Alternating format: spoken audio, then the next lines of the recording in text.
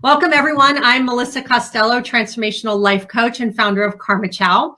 And I'm here today with certified nutrition coach and founder of the Plant Life, Moniqua Plante. Hello. And we're going to talk about magical mindset through the holidays, how to keep our mindset in check so that we can stay healthy and vital through the holidays. Because I think the mindset is one of those things that a lot of people really struggle with over the holidays.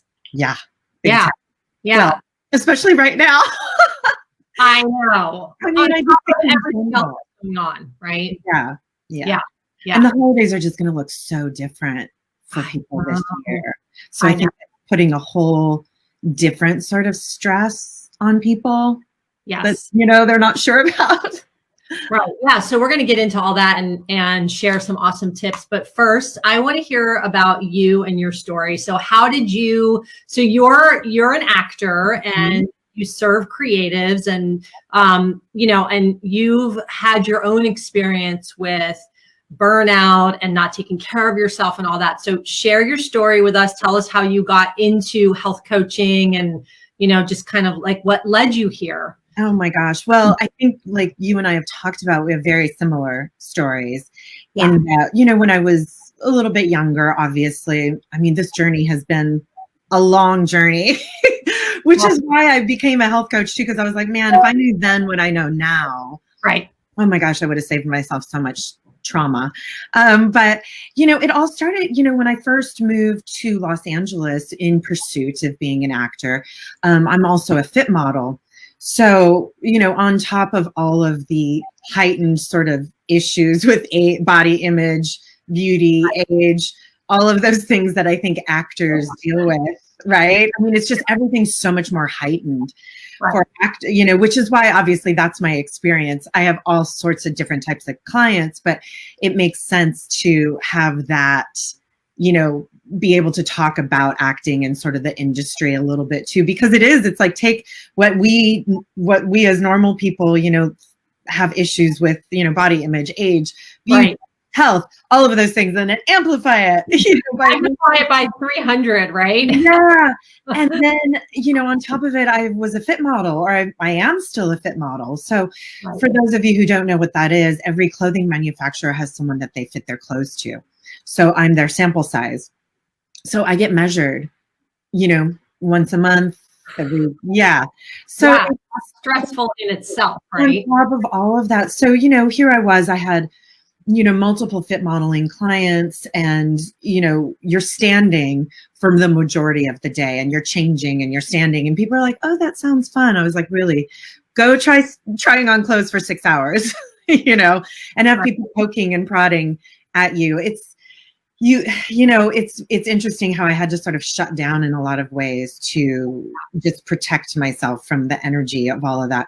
So driving long hours, fitting for long hours, running from that, trying to fit in, auditions in the middle, coming home and really just wanting to get horizontal, but then having to go to an acting class or an event or something. And I did this for years. Yeah. And it was just this constant sort of thing. So I mean, I wasn't sleeping well. I was in complete adrenal exhaustion, no sleeping, my digestion was awful. My skin was bad. I was bloated, broken out, all of those things.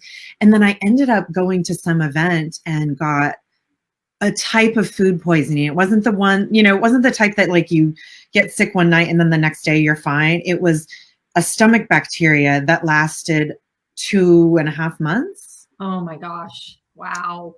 And, that was me not being intentional, not thinking about what I was putting into my body, I just was sort of running on autopilot, which so many of us do, right? Totally. Especially during the holidays. I wasn't intentional about anything I did. I was just going on autopilot. And this stopped me in my tracks because not only was I in adrenal fatigue, I then was so sick for a couple of months and it was like having food poisoning for 2 months. Yeah. Like couldn't like vomiting and all. Yeah, it was everything. It was all of it. Like it wasn't definitely not pretty. Oh God, I can't imagine. Yeah. And, I went to my doctor, who I love, but he just put me on antibiotics. And so I just got sicker and sicker. And that sort of led me to finally, I started working with a holistic nutrition coach. Great. That was my first time. And that we literally I got off all the antibiotics. We had to rebuild my gut. Yeah. And that was the only way I got over it. Right. You know, and started working with this person who, as a transformational eating coach, and which is a lot of what I do lifestyle and wellness, and I look at the whole picture. There's so much about mindset and how you're actually living your life that goes into it. Like, I think health and wellness is all of it, just like I think self-care is almost all of it too. And I wasn't doing any of that. And so I really started learning about just being more intentional, learning to be a little more intuitive and grounded in the choices I was making, because what I was doing before clearly wasn't working. And, anytime I booked a job, I would go on a crash diet. I would, do a crazy cleanse. And that was the other cycle that I was on. I was so addicted to diet culture, eating non-fat, processed, fake foods. I just, yes. Right? Like, now it just makes me go, cringe. But that's what I did. I just thought that was what you did, right? And not knowing that there's, multi-billion-dollar industry out there designed to make us believe that that's what we have to do, that we have to be smaller, that we have to take some pill, do this diet, that whatever. You know what I'm saying? Yes, it really is just so, we are brought up on the diet industry mindset, right? It infiltrates everything in our lives, really. You go to a grocery store, it's all over magazine. It's everywhere. Yeah. And then you hear, and on any given day, you can be somewhere and hearing women say, oh, I have to be good, I can't eat that, or we have to split this, or, right? There's all these conversations that we can be privy to where we can hear the diet culture coming through. And people don't realize that that's even what they're doing. I know. Right? Because it's so ingrained in our psyche. Yeah. And, so I was slowly, by working with this health coach, it really sort of transformed the way I looked at food, and how I chose to just be in my days. I got, I just started slowing down. Yeah. Not 100% though, right? Which is what led me to downfall. Which, as an actor, this is why everything's so heightened, and it's the stamina that it requires. And I'm not just talking about the pursuit of, being an actor, but also once you book the job, you may have night shoots for weeks, which would totally throw off your circadian rhythm. You have to travel a lot. Sometimes you are in a strange hotel, you're not sleeping well, you're eating weird food, you're eating craft services. Like, all these things just take a toll on your health. And that's exactly what it did to me. I had booked, I think it was one of my first big jobs. And I had something happening. I was filming a film in LA, and I was also doing a TV show in Atlanta. So within a span of 3 weeks, I flew back and forth 4 times, and I got so sick. Oh my gosh, that's scary. And this is also a limiting belief pattern, like my ceiling. Oh yeah, your upper limit. My limit problem is every time things would start going really, really well for me, I would get sick. Yeah. And it's because I wasn't freaking taking care of myself. That's right. Yeah. Right. And so that actually led me to going to nutrition school after that, because I was like, I just will not do that again. I cannot do that again, because I had fallen out of all of my habits and rituals and routines and things that were keeping me healthy and strong and in my body and grounded and connected to what I was doing. And I just was spinning out again. I was on autopilot again. Yeah. Well, this is okay. So I love that you just talked about that, because I think that for today's, topic, really talking about how do we build that consistency, because I think a lot of people go in and out, right? Of taking care of themselves, then not. Like, life happens, stress happens, kids things happen where we go in and out. And so how do we create more of a kind of mindset to build more consistency? I know that's like a loaded question, right? There's so many components that go to it. I'm like, here's what you do. Exactly. Let's talk about it. No, but there's so much to it. And I know that you coach on this too, it's mindset, right? It's all about mindset. And I always tell, my clients, whether they're creatives, busy moms, entrepreneurs, whatever, that, managing your mind is the single most important thing you can do, because every action you take or don't take is dictated by your thoughts. It's dictated by how you think and feel about all of it. Yeah. And I always say, like, you can't, it really is the number one thing to do, because it's the one thing that holds us back from creating a life that we truly love. Yeah. By managing your mind, because, at the end of the day, I can talk about water, sleep, exercise, and no matter how eager you are to change, none of it will matter unless you manage your mind.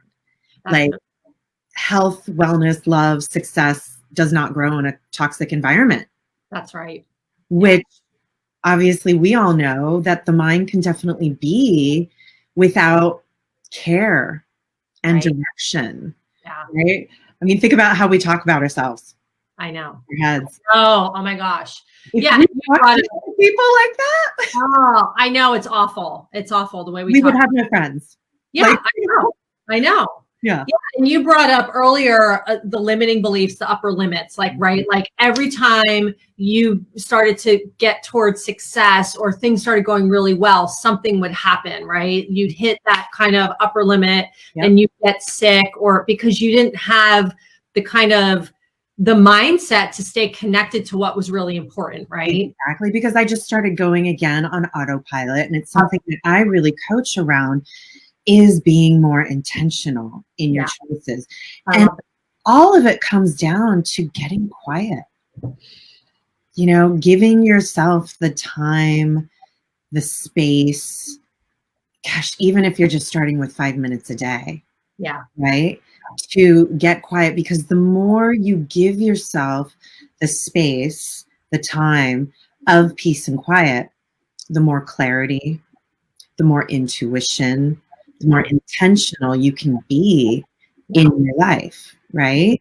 Yes. The more, if you aren't working daily to keep your mindset in a place of things like compassion, resilience, and perseverance, any goals that you reach, they just won't last, which is what was happening to me.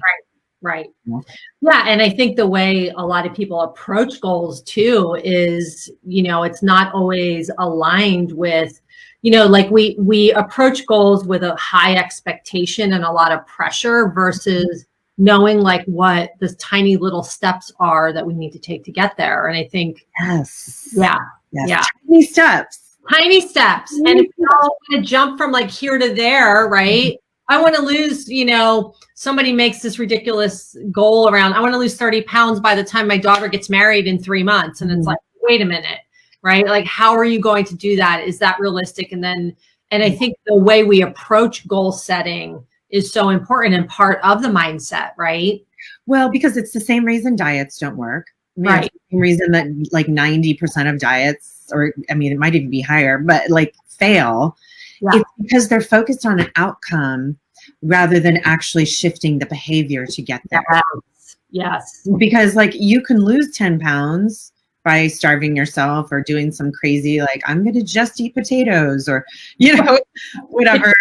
Diet. Which I've heard. So I've even heard recently, people, it's still very much alive and well, that diet mentality, that diet culture. Oh yeah, for sure. But unless you're focused on changing your behavior, improving your behavior, like I said, none of that stuff will stick.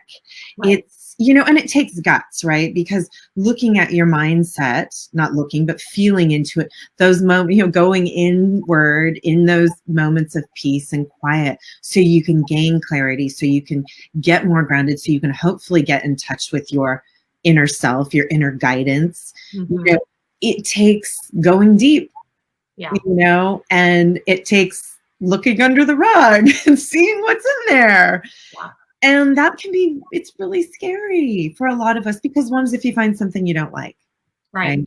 Right. And I think so many of us are used to going around, like, what can I do? That's what a diet is, right? It's going around. Yeah. So we're always kind of doing those things to go around versus going through, which is where the real change happens. You get the real results, you get the progress versus like these little things that happen that don't stick. They're not sustainable because we're always looking for that quick fix or always looking to go around versus like, let's turn inward. And it's scary for a lot of people to get quiet and to, right? Yeah, because the only way I think your goals, the things that you really want to call into your life, love, money, success, harmony, joy, relationships, health, wellness, it requires mindfulness. Yes.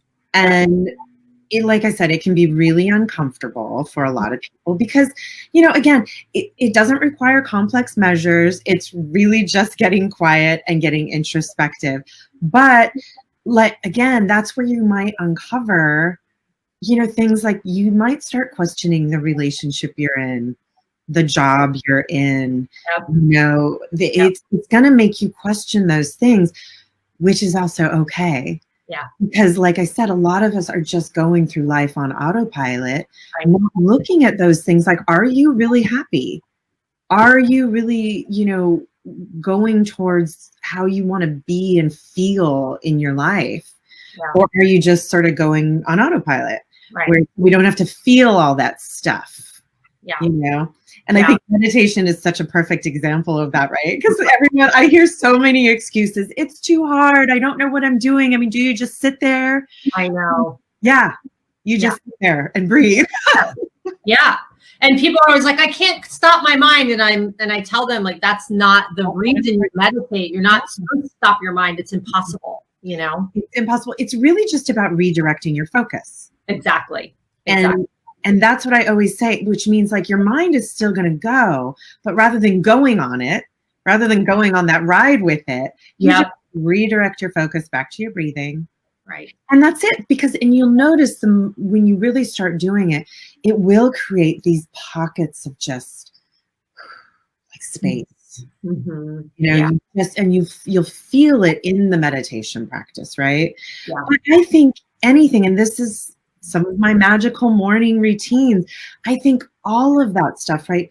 Journaling, moving your body, like having an impromptu dance party, that can be really meditative. Yes. Like I said, meditating, journaling, breathing exercises.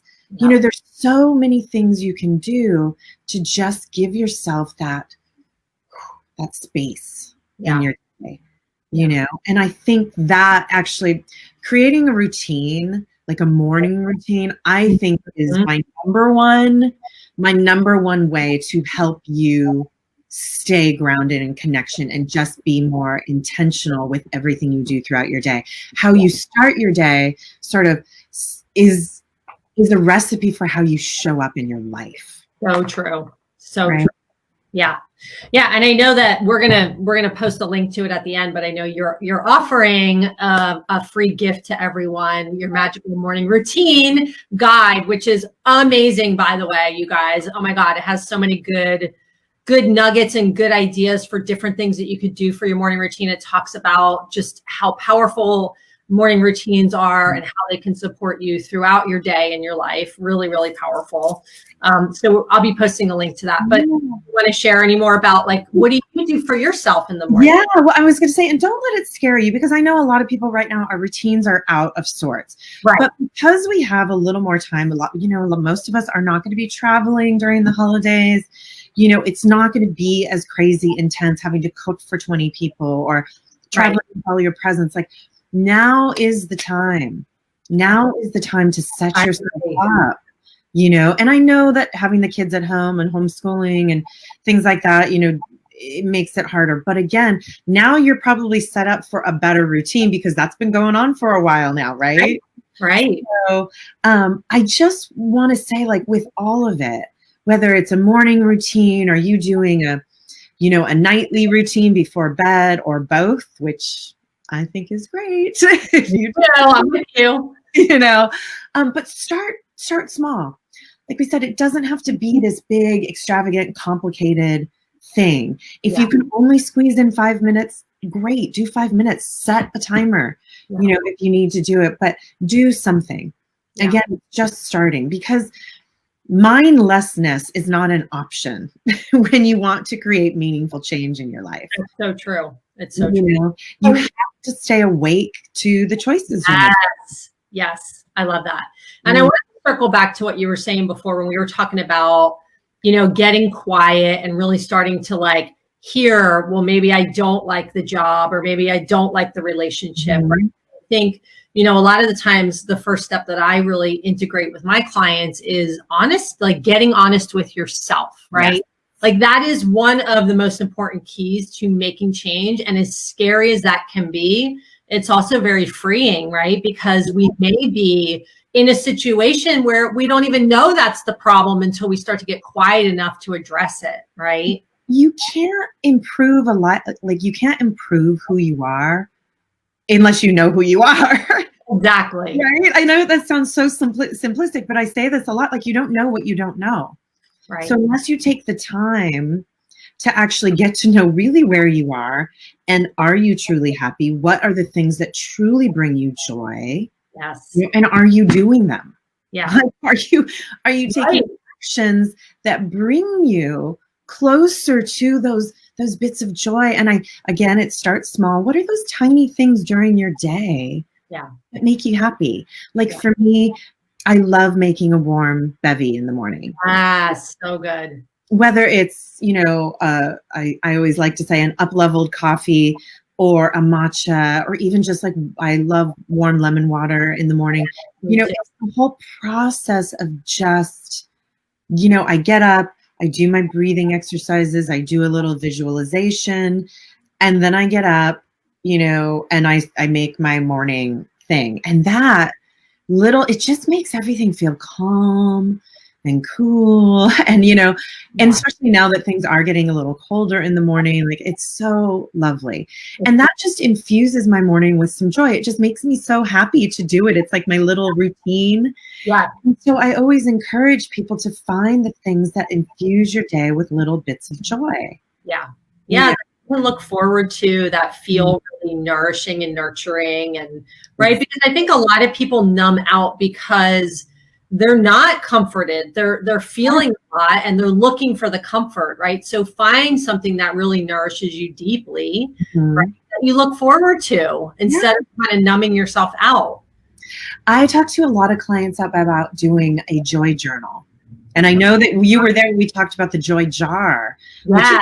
But the joy jar is something you look at the end of the year. The thing that I like about a joy journal is every day writing in little things that like you didn't even realize maybe were like, ooh, like that made me happy. Like, I love it. Whatever, it could be the smallest little thing. Like when I was driving more, to work and stuff, when I was doing more fitting and all that kind of stuff and going in person to audition, I remember getting green lights all the way to work.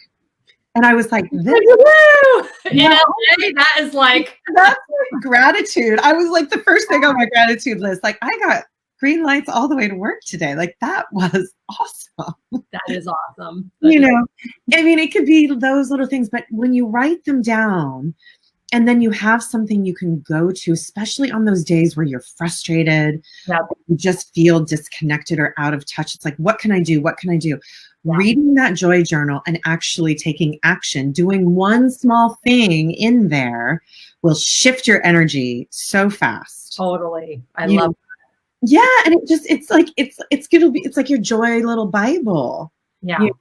And I just think that's such a great way to do a quick energy shift, but some of my favorite things for the mornings, like I already mentioned a couple of them, but I really love like, turning on music. I do this when I'm meal prepping a lot or cooking because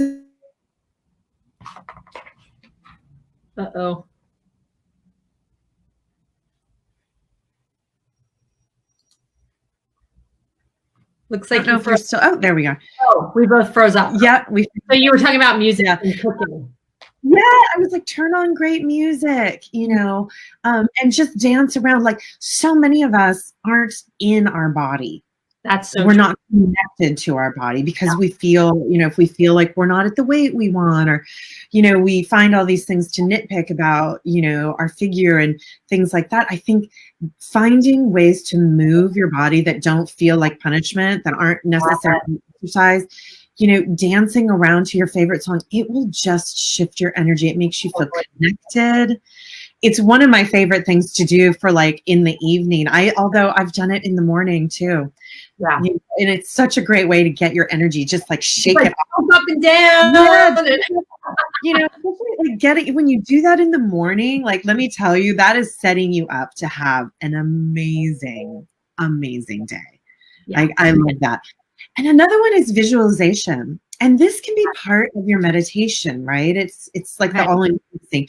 I mean, meditation can be literally just deep breathing, breathing into your belly, and that's all that it has to be. It could be a mantra, especially if you do feel like you have trouble just focusing on breathing. I think a great mantra is such a wonderful way. Like, as soon as you feel yourself kind of going off on a tangent, you just bring yourself back to your mantra and you just think on them.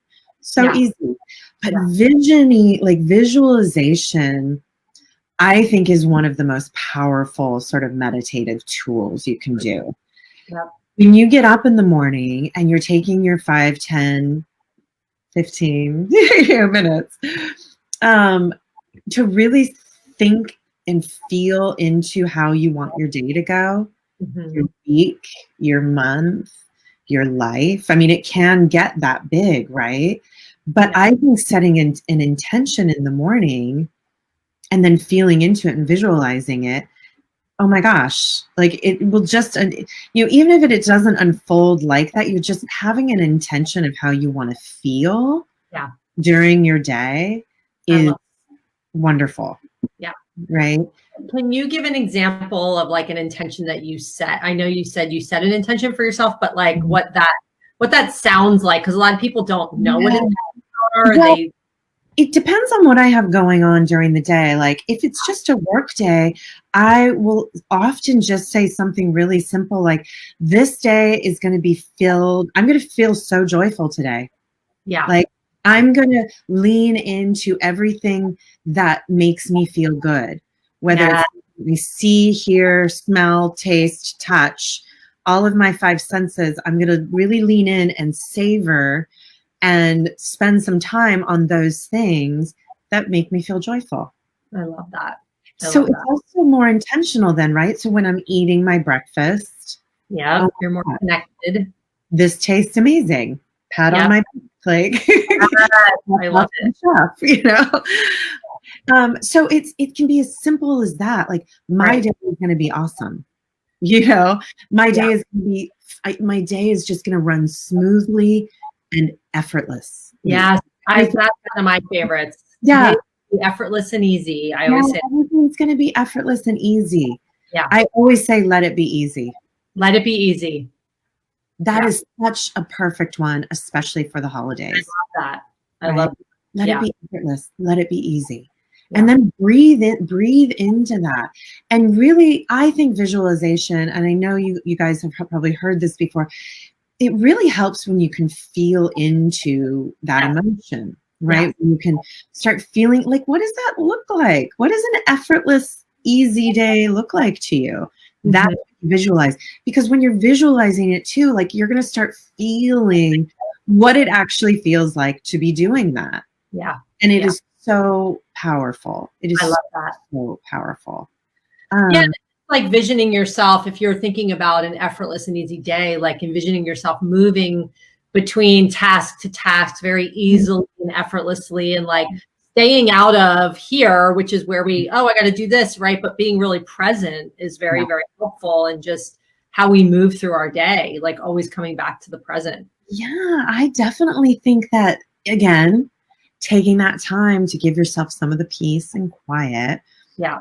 It breathes that space into your day just naturally, right? And you may not notice it at first, But once you get into the habit, right, it's just, again, building it into a habit. Yeah. Once it becomes a habit, like, you'll notice, like, you just have more ease. You have more space. It just comes naturally with you doing a practice like that. Yeah. You know, making more intentional choices will come more naturally. You know, like I said, staying awake to the choices you're making will come more naturally. I love that. Yeah, all of it, you know. And I do think there's a couple of things that, you know, aren't in my magical morning guide, but I think are really, you know, that I think are really important for the holidays and anytime, is actually scheduling in that time for yourself. Yes. Right? Right. Like, it has to become non-negotiable. Yeah.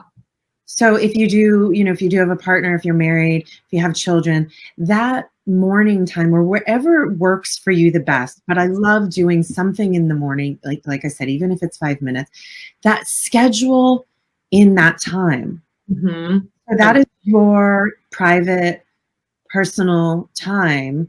You know, so if you have to enroll your partner, husband, wife, whoever, you know, to really giving you that space, enroll them, right? Yeah. And this goes to boundaries, which I know you were just talking about in your challenge. You know, setting boundaries that some of this private, personal time is yours and yours alone. And all it will end up doing is making you a better everything, right? You'll be a better partner. You'll be a better wife, husband, entrepreneur, solopreneur, artist, you know, whatever you're doing, because by making that time non-negotiable, you then are giving back to yourself. So you're going to be giving from a more filled up version of yourself rather than just giving what's left of you. Right. What we're so programmed to do as women, especially. Right. Yes. Yeah. Yeah. And I love, you know, I think, I did just run my challenge, my holiday challenge. And a lot of what I talk about was carving out this time, scheduling what I call the 10 and 10, which is 10 minutes me time, 10 minutes movement. But then boundaries was a big focus as well. And it was so interesting how many people are so scared to set boundaries. Totally. And I think it's for women, especially because we are so socialized to be caretakers and to give everything of ourselves to the detriment of our own health, well-being, sanity, everything. Right. And so boundaries sort of has this like bad name, bad connotation, when really, if you step outside and, you know, kind of let go of the perception of it, all it is you asking for what you want and standing up for it. Right. In a loving way. I respect you for that. Yes. And the people who love you want that for you. Absolutely. They want you to feel your best, and they want the best of you. Believe me. Like when they start seeing the best of you versus what's left of you, they'll be like, oh, no, you go take that 15 minutes. Yeah, you go take that 15 minutes. Totally. Oh my gosh. It's so true. And I have a friend who she's married and, you know, she has her self-care dialed in and her husband's always like, go do your thing, honey. Like you always come home happier and more joyful and like, go be with the girls. And like, she creates a lot of space for herself. Yes. And her marriage is incredible because of that. Because of it. Yeah. Right. And because she's creating that space, she's also been able to look at her relationship and how she wants her relationship to be. It's probably opened up their communication and all of those things because she's taking care of herself. Yeah. You know, and people don't realize that self-care, you know, it's such a word right now, right? It's such a, you know, thing right now. And I think, you know, for me, it makes me sad in some ways that I think it gets a little bit of a bad rap because it's such a, you know, a hot word, you know, right now. Self-care, I don't, you know, people think it's like, oh, I've got to carve out an hour to go take a bath or, you know, whatever. Self-care is anything that really just makes you feel better. You know, that is anything that you do to nurture yourself. That includes eating good, healthy, nourishing foods, drinking water, moving your body, making sure you get enough sleep, spending time with your friends, spending quality time with your loved ones. It's all of it, right? It's not separate from everything else we're doing. That's right. That's right. And we don't have to earn it. Like I feel a lot of people, what I've noticed, a lot of women especially feel like they have to earn their self-care. Well, I got to do all these things first before I can take care of me. Yeah. Yeah. No. Because again, then you're even giving yourself then what's just left of you. Exactly. Right. Exactly. And you're still putting yourself last on the list. Yeah. So I really think like by scheduling in that time, yes, whatever it looks like for you, you have to do it, and you have to enroll the people in your life too. And that's where setting boundaries, and that actually is sort of my second thing that's not actually in my guide, but if you don't ask, you don't get. That's true. People are not mind readers. Right. We think everyone knows exactly what we're thinking at all times, right? So don't be afraid to ask for what you want and what you need. Yeah. Especially around the holidays. Agreed. I just need 10 minutes. Shut the door, lock yourself in the bathroom, go whatever, go take a walk, whatever, if you do have a lot of family around. And, that includes what you need in terms of food. Agreed. Too. Yeah. Right? Like if you're not the one who's in charge of the menu, but you're eating a lot of dairy right now and a lot of sugar, maybe, ask if you can make some dishes that work for you, or just ask about ingredients and say, hey, instead of, processed refined sugar, can you use maple syrup in that? Or, organic maple syrup or coconut sugar or monk fruit. I'm just throwing out ideas. Like, it's okay to ask for what you need. Absolutely. And if someone gives you crap for it, that's about them. It's about them. It's probably because they don't know how to ask for what they need, right? Like we're all projecting onto each other all the time. Exactly.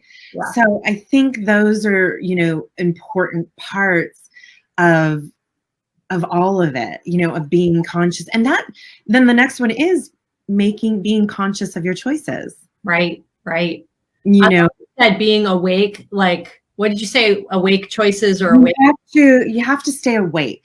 Stay awake. Yeah. To the choices you're making, which means it's not the mindlessness, which a lot of us do over the holidays. Like people make whatever spread and you just sort of eat mindlessly because you're with family and doing all those things. And I just think the more intentional you can get, again, for, okay, how do I want to feel? Yes. After my Christmas meal. Yeah. How do I want to start my year? This year has been cuckoo bananas. Like that's saying it very nicely. It's really been a shit show, Yeah, for most people. Yeah. I've had a lot of great things happen out of all the bad things that have happened too. So I try and focus on those. Yeah.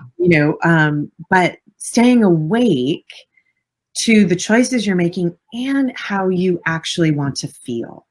Yes, that's so key. How you want to feel. Because I think a lot of times people they start to go into, well, I'm only going to eat this, or then if they eat something that's like outside of that, then they throw it all away, right? So it's very black and white versus kind of like staying connected to how you want to feel as you go through the holiday season. I think that's and that's again getting out of that all or nothing mindset. Right. That's the autopilot too. A lot. If we can't do it perfectly, then we've just ruined all the progress we've made, which is just a lie that we tell ourselves. It's not a true thing. Not true. So I always think about the holidays and special occasions. Like if I am, say, on a path of, I'm eating healthy because I have a goal in mind, and I do want to change my eating habits so I feel good all the time, but I have a birthday party or a Christmas dinner and, I don't have control over all the food. I call it a planned indulgence. It's planned. It's like, and then I know it's happening. Yeah. I'm awake to it. Yep. I know what I'm doing. An intentional choice. It's an intentional choice, and I don't feel bad about it for a second. Yeah. Like I used to do this when I would get together with my girlfriends, like we would drink wine and we would have, cheese and bread and, that sort of stuff, which I don't normally eat. And I just would be like, yeah, I'm probably not going to feel super hot the next day, but oh my God, was it so fun? Right. Yeah, I mean, I think with every choice we make, there's always going to be some consequence to it, right? Whether it's a good consequence or a bad consequence. But if we're choosing from that more intentional place and staying connected to like what brings us joy, what's important, that's the key, because then we're making those choices from a place of alignment versus what we think we should do or what's bad or what's good. It's more about us and like what feels alive. And the dreaded shoulds. I always say, stop shoulding all over yourself. I know. It's so crazy. Because that's the diet industry too, by the way. Totally. What I think we should do, right? Rather than just what works for us, what makes me feel good, what makes you feel great in your body, what makes you feel joyful, happy. And again, that's staying awake, right? Staying awake to those choices, whether it's like, okay, I'm going to indulge a little and I'm going to be perfectly okay with it. Or, I might indulge a little bit now that I'm awake to it. I may not even indulge that much because it doesn't make me feel good. Right. That's the other thing. When we become more awake and don't go into like the numbing, then we actually get to see what makes us feel a certain way. And so we get to choose from that, right? Yes. So again, creating that space, the time, to be more intentional, more connected with your body, more grounded in your energy. Those decisions, those choices that you make throughout the day, they do just become easier. Yeah. You're not so wrapped up in your head about like, oh God, I can't eat that, or I can't do that. It becomes like, oh, okay, well, what makes me feel good? Right. What am I hungry for right now? Right. What do I really want? Yeah. Yeah. If that answer is like, I want a brownie right now, right? Then you get to choose that from an intentional place and really allow yourself to enjoy it, take the judgment out of it, right? And just give yourself the full pleasure of it. Because I think when we start to judge ourselves and look at food as good and bad, that's when we start to feel a lot of that kind of shame and guilt around food. Absolutely. And I don't think food is good or bad. Yeah, it's not going to make you feel better or not. And does it get you closer to how you want to feel or further away from how you want to feel, rather than the goal? Rather than saying like, does this get me closer to my goal or away from my goal? I think by putting it in a way of, does this make me feel, I love that, in alignment with how I want to feel every day? Like, how does this make me feel versus the food is bad, or I can't do that, I can't do this? Because then we're just restricting. And again, that is a product of diet culture. And I do think it's so, I'm sorry, go ahead. No, that's okay. I was just going to say, and it just keeps us disconnected from our bodies, right? Like we never really can tune in to what feels good and what doesn't, because we're so living in our heads about it. Yes. And I think mindfulness, one of the things about mindfulness is we're so programmed to think that smaller is better, right? Like you have to shrink, you have to be teeny tiny. And that's not, and I think for you to truly live a life that is full of love and all the things that you want, mindfulness is not about shrinking, it's about expanding. Yeah. And the more you expand, that knowledge of yourself, how you want to feel, what makes you feel good, and how you want to live and the things you want to bring into your life and all of that, just that more awareness, you will automatically live your life from a more intuitive place, and it will be more effortless. And yeah, totally. Okay, so we're going to wrap up shortly, but I want to put up the link for there's the link for Monica's Magical Morning Guide. I'll leave that up there so you can write it down. So it's such a beautiful gift, you guys. So go to her website and download this amazing guide. So just to kind of wrap up, like the key points, I feel like creating space for yourself, right? Choosing from an awake place as you go through the holiday season. But I think the space, creating like the routine or the space for yourself is really, really important, right? What are some other like key things that you said? Making conscious choices. You said staying awake, sort of the same idea, but making conscious choices, staying awake to the choices you're making and how you want to feel. That is so important. It has to be about how you want to feel every day. But asking for what you need. Yep. and not being afraid of alienating people or anything like that, like really just, you want, yeah, you want to be able to feel confident enough knowing that the people in your life too are going to support you in your choices. So definitely, like, don't be afraid to ask for what you need, setting those boundaries too about your time and space. So establishing like that morning routine, asking for what you need, staying awake to your choices and how you want to feel every day. And the guide will definitely give you a lot of ideas of different things you can do during your morning routine. And you can do these for your nightly routine too. Like, say if there's things that you're like, oh, that's better for an evening wind down routine, you can do that too. So I love it. Be helpful to you. I had to laugh because a gentleman who was on here said we look like Blossom and Six from the 90s TV show Blossom. Do you remember that show? Me too. That's hysterical. Oh my God, I love it. My haircut. Yeah, I love your hair, by the way. It's so thank you. Oh my God, that's hilarious. So anyway, I thought that was really funny. So yes, you have an incredible freebie, right? Here's the link to that. I'll also put it in the comments once we're done with the broadcast. Yes, you can also just go to my website too. There's a bunch of ebooks there as well. There's the website, The Plant Life. Yep. And, Monica's an incredible health coach, lifestyle, wellness, all that. She's the thing that I love about you is that you've been through it, right? Like, you've been through the trenches. Yeah. And you've supported yourself in getting healthy, living a healthy lifestyle, learning all of these things. And so now that you can bring that to your clients, which is really cool. My gosh, absolutely. And that's actually such a joy too, right? And I know that you felt this way too. Like, it's, yes, if I can help you sort of either get out of the rut, you're in, or, help you, sort of circumvent some of the trauma too, by learning these things, by, establishing a really robust self-care practice, being in gratitude, by creating these rituals and routines for yourself, and understanding really a lot of it's just knowledge too. A lot of it's just knowledge about food and health in general.